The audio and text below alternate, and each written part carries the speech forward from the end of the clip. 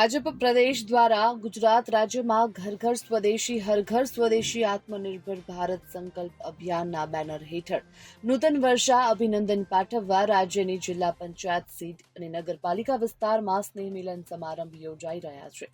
ત્યારે વડોદરા જિલ્લાના સાવલી તાલુકાની એપીએમસી ખાતે નગરપાલિકા દ્વારા ધારાસભ્ય કેતન ઇનામદારની અધ્યક્ષતામાં સ્નેહ મિલન સમારંભ યોજાયો હતો।